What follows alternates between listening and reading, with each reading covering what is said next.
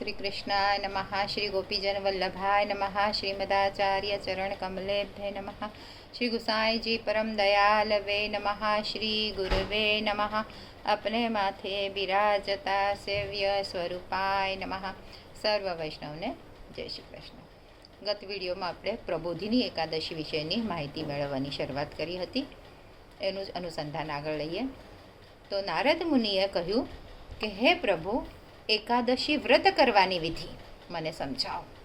બ્રહ્માજીએ કહ્યું કે હે મુનિવર, એકાદશીના દિવસે સવારે બ્રહ્મ મુહૂર્તમાં ઉઠી દૈનિક ક્રિયા સ્નાનાદિ વિધિ પૂરી કર્યા પછી ભગવાન કેશવની ભક્તિ કરવી જોઈએ।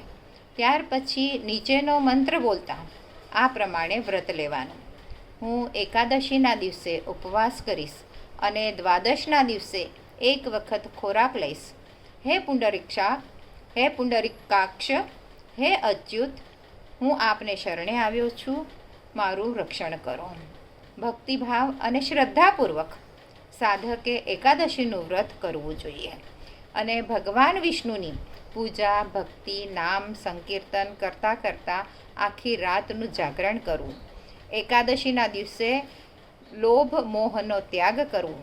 કોઈ પણ વ્યક્તિ આ પ્રમાણે એકાદશીનું વ્રત કરે છે તો તેને પરમધામની પ્રાપ્તિ થાય છે। બ્રહ્માજીએ કહ્યું કે જે કોઈ કદંબના ફૂલથી ભગવાન જનાર્દનની પૂજા કરે છે તેને યમધામમાં જવું પડતું નથી। કોઈ કાર્તિક માસના દરમિયાન ગુલાબના પુષ્પથી ભગવાન વિષ્ણુની પૂજા કરે છે તો તેને ચોક્કસ મોક્ષ મળે છે। જે કોઈ બકુલ અને અશોક ફૂલથી ભગવાનની પૂજા કરે છે તે યાવદ ચંદ્ર દિવાકરો શોકમુક્ત બને છે। જે કોઈ વૃક્ષના પાનથી ભગવાનનો અભિષેક કરે છે તેને યમયાતના ભોગવવી પડતી નથી। જે કોઈ વર્ષા ઋતુમાં ચંપાના ફૂલથી દેવાધિદેવ વિષ્ણુની પૂજા કરે છે તેને આ નાશવંત જગતમાં જન્મ લેવો પડતો નથી। જે કોઈ પીળા રંગના કેતકીના ફૂલથી ભગવાન વિષ્ણુની પૂજા કરે છે તેના જન્મો જન્મના પાપ નાશ પામે છે।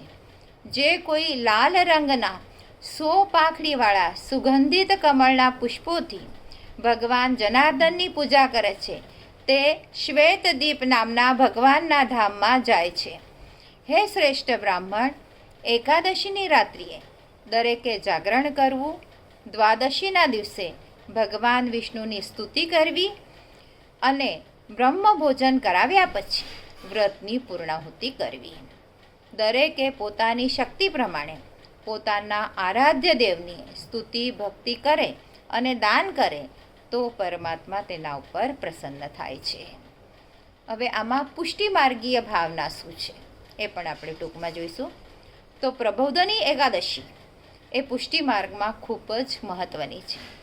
તેની પાછળની ભાવના એવી છે કે તે દિવસે સતી વૃંદા અને જાલંધરની કથા જે આવે છે એના અનુસંધાનમાં ભગવાનનો તુલસીજી સાથે વિવાહ થાય છે।